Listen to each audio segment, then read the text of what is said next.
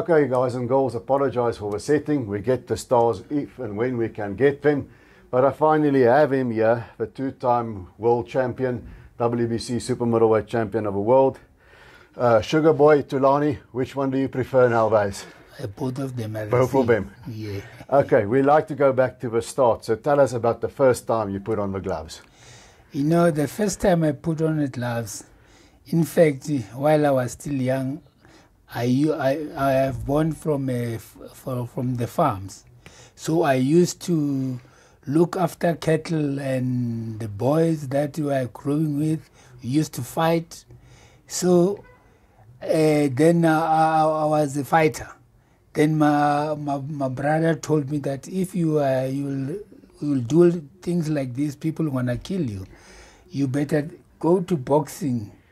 And also because I was fat, I said I want him to give me the tablets to slim. He said, no, go to the gym. The gym is the one that is gonna make you. So you were fat. I was big. Yeah, the boys that were in the same. You see, I'm look like I'm their big brother. Yeah. Yeah. So now he said, go to the gym. The gym is gonna help you. Then I went to the gym, and the people that I used to spar with are the people that are bigger. The old people. Then they used to hit me a lot. That's why I try to avoid dodge the punches all the time. So now from there, when I start hitting them back, those people who are teaching me, then they start running away from the gym. Now I remain with the small boys. That's where I learned to how to dodge punches, because they can't gonna hurt me. So now if they hit me, it's not gonna damage me. So now that is where I try to defend myself and make them miss, because they're fast. They are the people that are like in my division. They are not faster than that one. That is where that I started. And you were known as a defensive fighter, so that is an interesting story. How many amateur fights did you have? I had 250 fights. That's a lot, right? Yeah. Today they almost don't have amateur fights, some of them. Easy. And your first professional fight. Yeah. Tell us about that night. Were you nervous? Yeah. I've never been nervous.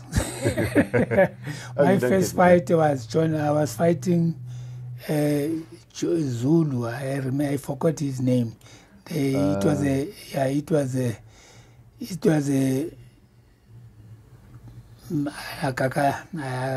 can't remember, but it was a middleweight. Yeah. Then it was a middleweight. Then I fought him. I won by knockout first round. Okay, and your first SA title fight, you won you became South African middleweight champion first. And tell us about that night. Okay, firstly, I became a provincial champion in 1982. I turned professional in 81. 82. I became a champion, a provincial champion, because the first thing, I beat the champion on the second round. I knocked him out on the second round. The fight was in Pietermaritzburg City Hall. Because he was a strong man, that guy. He was a strong man, tall. He came to finish me. I went back and come, and then I trapped him. When he was throwing his punch, I went back and come back. It was hit on collision. Then he didn't even know what happened. When they pick him up, he wanted to know what's happened. and then you went to the SA title. Yeah, after that fight, I went for SA champions. Then the first guy that I fought, who was I can't remember, but I can't remember because I'm old now. It wasn't Jan Kies, was it? No. But I remember as a South African middleweight champion, that was now long ago. I started following you when you were already in your light heavyweight days. But you also beat Gregory Clark during that time. Yeah. You see, I defended my middleweight title 5 times. Yes. When I was fighting Gregory Clark, it was the 5th time. Then thereafter, after beating Gregory Clark, then I leave because I got no opponents. Yes. In middleweight, I moved up to light heavyweight. In those days, no super middleweight division. Yes. And then that started that 4-fight rivalry you had with Saki Horn. You won the South African light heavyweight title from Saki. Tell us about the first fight. The first fight with Saki, I think it was in Wembley there in Joburg. Then that fight, because he was the champion, then I wanted to take the title from him. The fight was a very tough fight. We fought it, but I became a winner after the fight. Okay. Then I defended to Freddie Rafferty. Yes, I remember that. Wow, I watched that fight. And you won that fight quite easily. Yeah, and Freddie was dangerous. He was known as this big puncher. Yes, he was a big puncher. He keep on missing. When he misses, he pays for that. Yeah, so I won on the points. And then you lost the light heavyweight title back to Saki Horn. I think it was in Petersburg. It was Petersburg. So now, even when I went there, the people, they told me, they say, hey, a black man can't win here. I said, I'm going to win. They said, but while I was in the ring, and people, they were shouting at me, but I never mind them. I concentrate on what I'm going to do.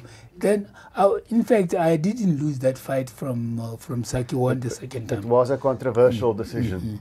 So one of many you would have in your career. Yeah. So they made him a winner. So now I challenge him again. Then that was down in, was it in Durban? No, it was in Springs. Springs, that's it, yeah. It was in Springs. There, they said the winner between me and Saki Horn is going to get a BM. So, Snowball was the person who was after me all the time. Going to get a BM? Yeah, they said BMW. Yeah. Okay, all right. The winner will get. They'll give me a BMW. So now we are fighting there. So to get that car. Then I was beating him hands down from round 1 up to the 12th round. But the ref keeps on warning me, say, hey, if Saki Horn was scared, when you hit him in the stomach, he crept below. Yeah. So he was making that tricks. But even when you look at the TV, it was not there. It was on his belt was high. It was on the belt line. Yeah. So now, at the 12th round, the referee disqualified me. They said I keep on hitting be below the belt. Very controversial thing that I was on the news, I remember, and all of that. So then you you forgot about the SA title and you decided to go international. There was a fight with Harry Kawap that ran a lot. There was Jim McDonald. Yes. There was a fight with Larry Musgrove that I remember as a very good fight. Yes. Tell us about that one. Yeah, that fight of Larry Musgrove, he was a good boxer. He's got a speed and he hits hard. But I handled him, but I couldn't make it. But you did beat Larry Musgrove. Yes, I did. And then you got your first world title shot. You were the first South African to fight for an IBF world title. Yes, it was in Germany against Graziano Roccigiani. Yes. Very popular guy in Germany at the time, Southpaw. Yes. Tell us about that night. You know, when I was there in West Germany, first of all, the reporters who came to interview me, he said, oh,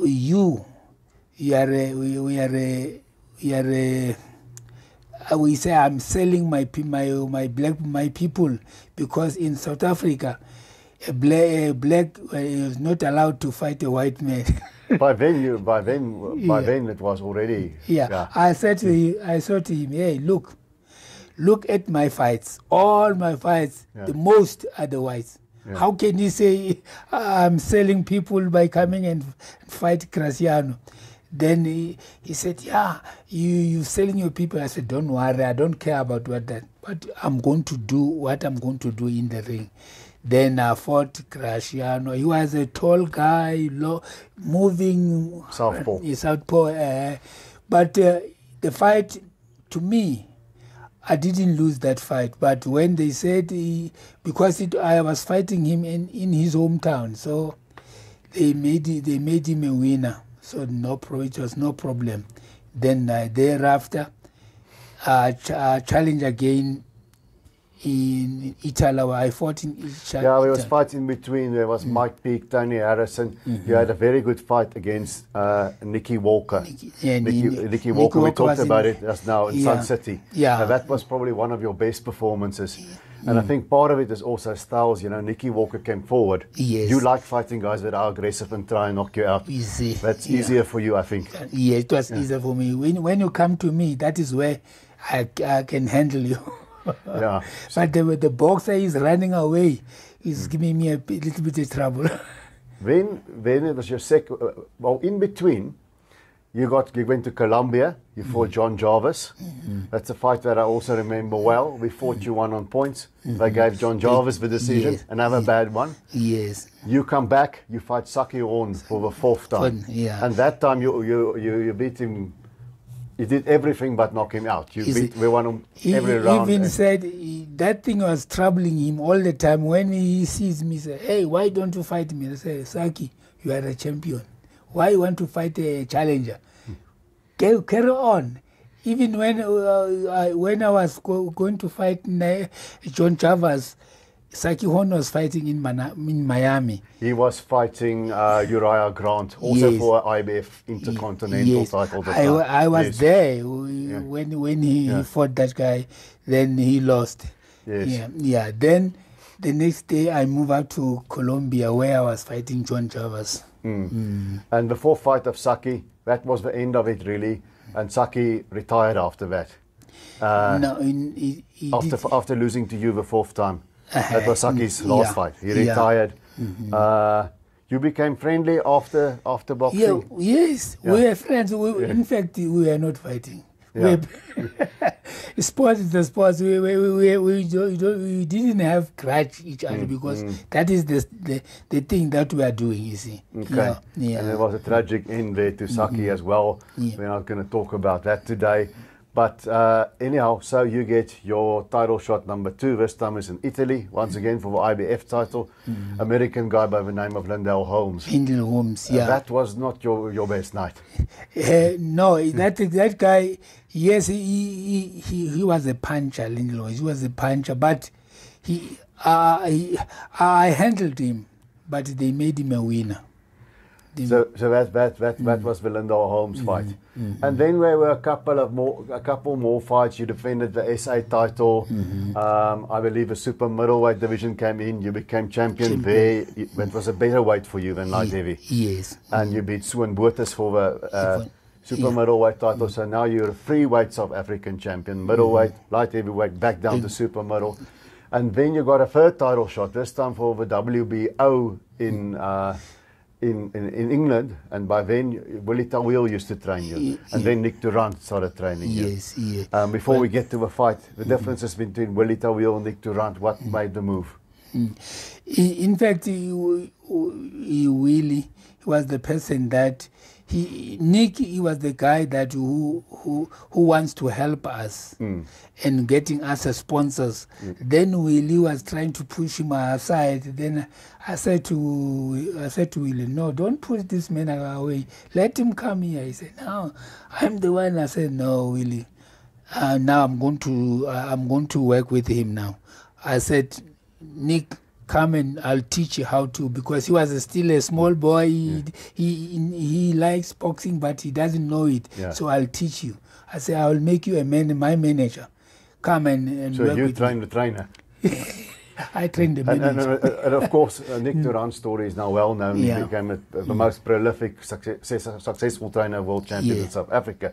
Back to the fight now. Chris Eubank. Eubank was coming off that win over Michael Watson, where Watson got hurt badly. And it was sort of Eubank fought differently that night. He used to be more aggressive, and from the fight of you and his fights afterwards, he became much more of a boxer. He stayed away. Tell us about the Eubank fight.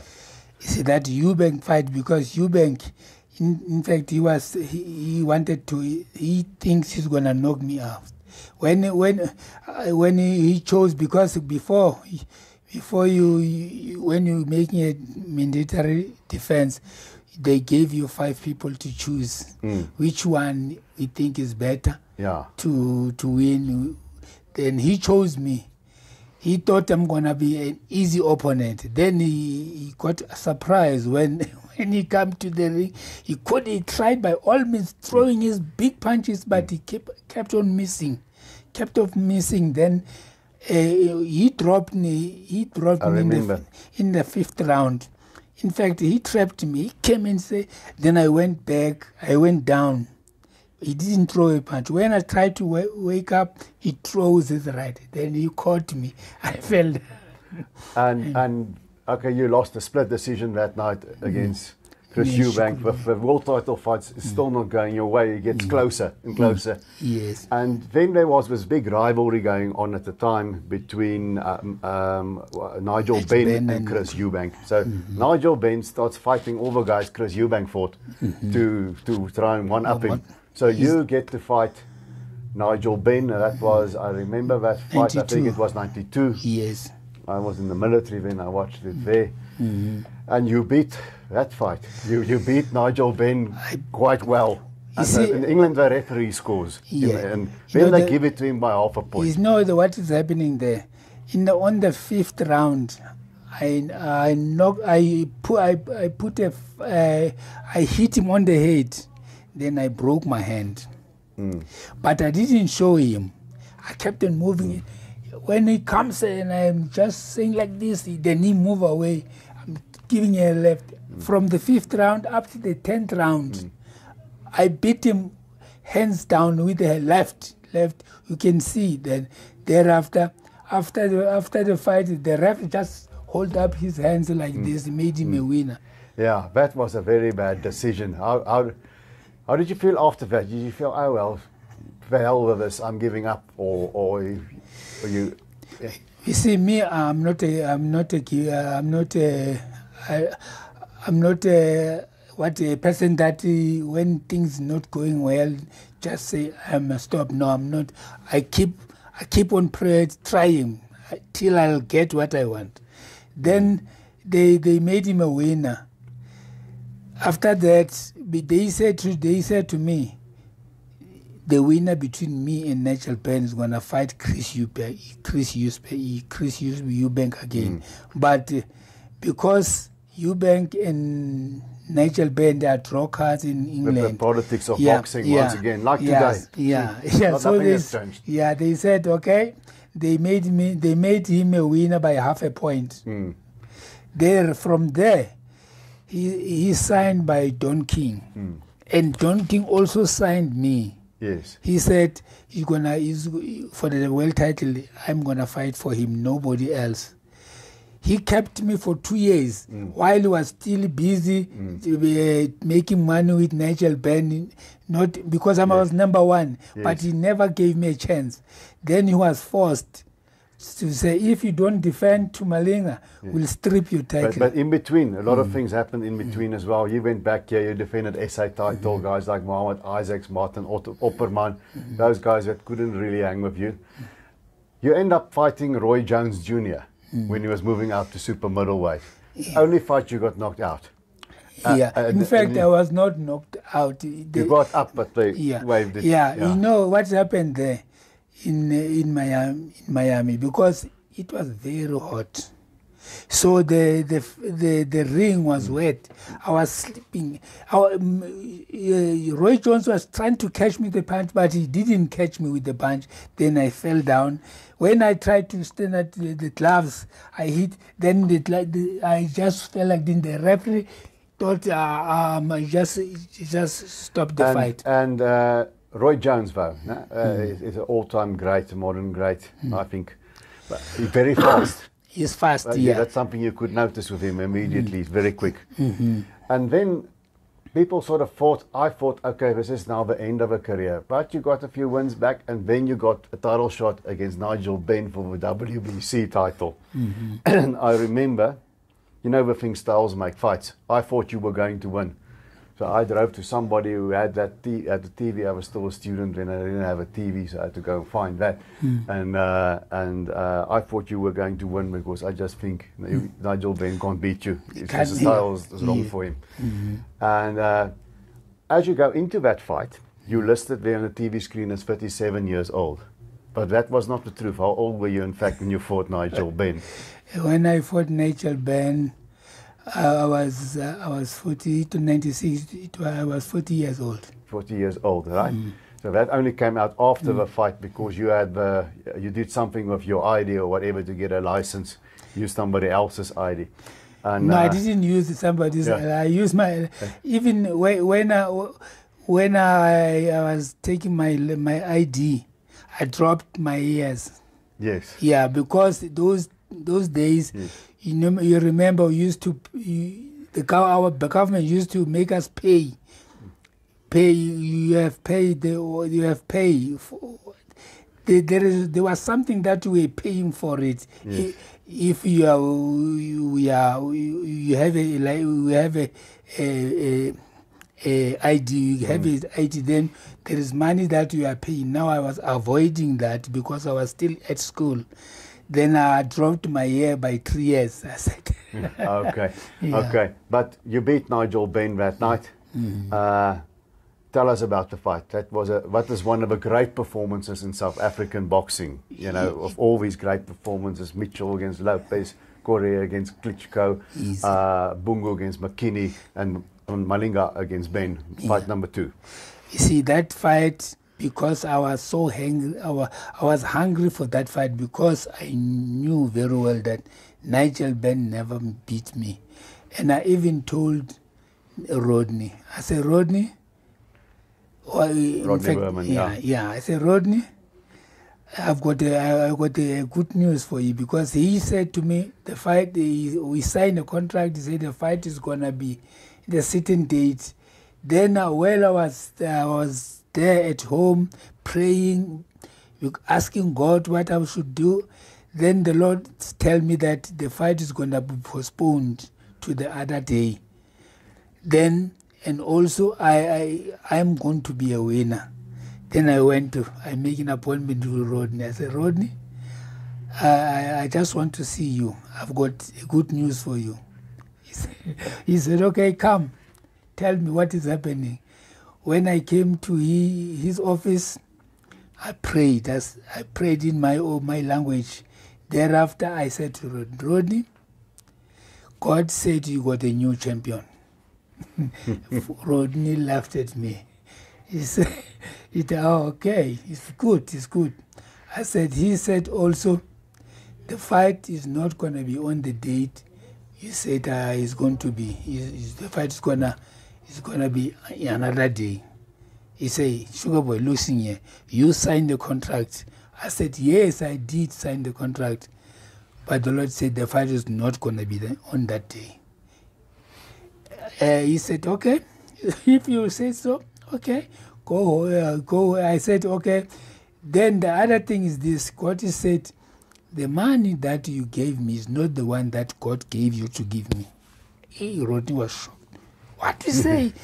I said, no, he said so. I don't know. I didn't even mention how much. He said to you, okay, I'll give you so much. He gave me the money that I asked from the Lord.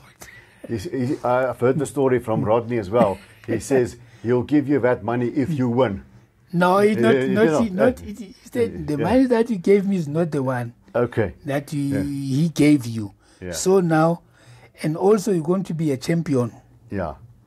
And Rodney, he didn't believe that, but he On the night with Nigel Benn, tell us about the fight, because you were boxing really well, then he knocks you down. I mean, you get up. Yeah. Yeah. You know, and in fact, he didn't drop me. I slept.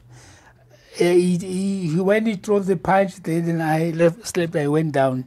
Nigel Benn never dropped me with a punch. The man who dropped me the punch was Chris Eubank, not Nigel Benn.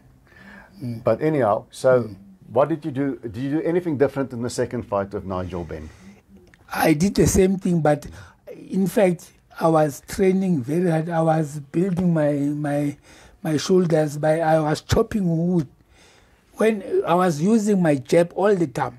The jab, when you look at that fight, the jab that I was hitting him with, he made his face round because, when he moved, the jab is a bang, bang.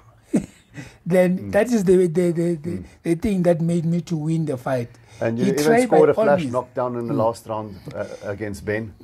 There was that too. Yeah. And you finally won the world title. Somehow one of the judges still gave it to Benn. It was a split decision, but the right guy won finally. How did it feel to finally win that WBC belt? You know, it was very nice because the first South African to do it. It's still one of only two. Yeah. Then I was very happy because I was dreaming of this. In fact, while I was still young, I saw Muhammad Ali on the films. There were no TV those days. Yes. On the film fighting, I got interested of doing that thing but I didn't know what to do to be like that. But as God helped me to have it and do it as I wanted to do. So now, from there, I beat Nigel Benn. It was a very... even my wife told the people at church, he was fixing the curtains at home. He said, because my husband is going to come back with the reporters, they're going to come and see. Your wife was Gloria, if I remember correctly. Yes. She's here. Okay, she's here now. Yeah. Okay, she's still around. Yeah. Okay, so that's good to hear. And then you have a big victory against Nigel Benn. You get a defense against the Italian Vincenzo Nardiello. Very, very awkward guy, very difficult opponent. I think hard style for you to fight. But you know, another controversial decision. And, you know that this guy Vincenzo Nardiello. Firstly, Nick was the one who made the mistake. First, me, when I'm in position, Nick made me to keep on running. I was weak. Yeah. Nardiello was the easiest boxer. Yes. If I was in my shape, I would knock him out. But Nick made me overtrain. Instead of making 76, yes, I was making 73. Yes. I dropped and I was weak. I even stand because I was weak because of overtraining. But that being what it was, there was controversy about deducted points, and if it wasn't deducted, you would have retained your title. So you remained number one. You got another title shot. Nardiello lost it to Robin Reid, and now you're fighting Robin Reid. Different fighter than Nigel Benn. Yes. Talk to us about the Robin Reid fight. It wasn't such an exciting fight against Nigel Benn, but you won the WBC title for the second time. Yes. You see, Robin Reid was awkward. He was also an awkward boxer. Now, you can even see when he was aiming to you. When you make a mistake, you collect. Then I made him do that. He never fought the way he wanted to fight. I changed him. Yes. That's why, but I was keep on hitting him all the time. Yes. The jab, all the time. When he comes, makes mistakes, he paid for it. So that is the thing that made me to win that fight from them. Okay, and then it was the Richie Woodall fight that we see every now and then on Sky, on commentary still. You lost the title to Richie Woodall. That was a different kind of night because you fought in a way that I was not used to seeing you fight. At that Richie Woodall fight, you didn't box so much. You were very aggressive. You sort of rolled with him. What was it? What was the thinking there? The thing was, Richie Woodall, he was not coming to me. Yeah, so it's not the style you like to fight. Yeah.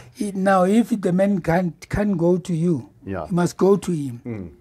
While I was a champion, but I have to go to fight him. But he was running run, hit and run, hit and run. And also I wanted to a return fight, but unfortunately, Rodney said, no, Malinga, now. You retire. Yeah. But when you didn't retire, you had a sort of tail end of your career then. We say two-time world champion WBC, but you did win a WBF world title. That's not nearly recognized like the WBC. There in Denmark, you fight a kid called Eric Alvarez, I think it was his name. Alvarez, he was undefeated when he fought you, but you took him apart and I think you stopped him. You know, that guy, he was a very strong guy, but not clever. But then you had Elias Chabalala in your corner. Yeah. You know. So now, he was a hard puncher. I was keep on jabbing him. His all the nickname time. was Tyson, I remember. Yeah. I was keep on jabbing him. When he throws his big punches, I just miss it. And if he hit, I can hear it. The man he can hit. But I took his punches and I punished him. When the 11th round, when the referee stopped the fight, because when he was making mistake, I was hitting uppercuts all the time. And we had another fight there against Peter Madsen. And all these Madsens, when they had a guy in Denmark called Mads Larsen, who had an IBO belt at that time, who was very, very popular. Somehow never got the really big fights, but you fight Mads Larsen, and that was a big fight in Denmark. And I think that you didn't win that fight, but there was tell us about that. There was a shoulder thing or something like that. Yeah, in fact, that my hand was so big. That's why I just gave up at the 10th round. Because of my hand, I couldn't. I couldn't go on. I said no. And I think there was one more fight against Ol Clementson, but by then you're already a grandfather or whatever. And then you retired, and then thinking back of your boxing career, if you look at it now, the career that you had, how do you feel about it? Are there anything that you would have done differently than the way you did it? What are your thoughts looking back on the whole career? You see, when I look back in my career, if I had a chance like these people are having a chance now, I would do better. Because first of all, these young guys, they are not serious of what they are doing. They need somebody to push them to do their job. All you older generation retired fighters, Mzonke Fana told me the same thing the other day. Yeah, you all say they're not serious. They're not serious. They're not trained like we do. You know, first of all, they don't wake up early in the morning to run. You have to wake them. Hey, wake up! I'm here now. Let's go to run. Boxing is your job. Nobody should tell you what to do. You must wake up in the morning, do road work, doing everything. Thereafter, you come and go and do other job. So you must know exactly what as now is first of season. People, they just go and drink and do everything. A boxer doesn't do that. You must look after yourself, because you know anytime you can have a fight. If somebody said, hey, I am promoting, now there is a fight here, can you take this fight? Me, I used to take the fight that I was never prepared for it. Even these 2 weeks, because I'm always in the gym, I just say, okay, I take that fight. Yes. And also when I go there, I go and win.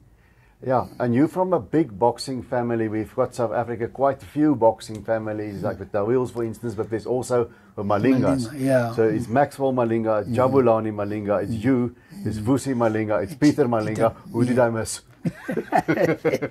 Yeah, I come from a big family of boxing. Yes. Yeah. And are any of the kids now boxing of a new generation or not? They're doing safer things? Unfortunately, I had 2 boys and 2 girls. Then my 2 boys are passed away, the older one. Okay. Then their sister. Then I remain with 1 child, a girl, my last one. She's the one now he's promoting. He's a promoter. I know, yeah. She's promoting.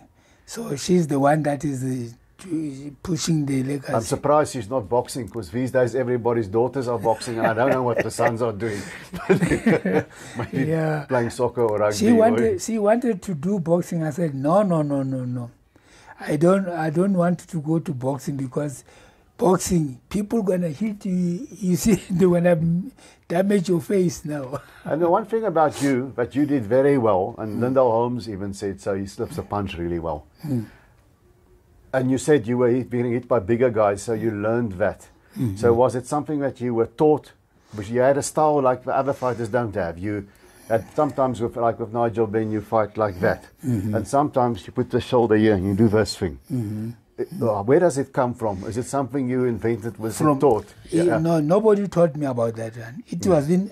You see, I can see when I'm fighting an opponent, I can imagine, even when I do road work in the morning, when I do solo boxing, I figure you up as you are doing this. You see, dodging, doing all that jab. That is the thing that is in my mind.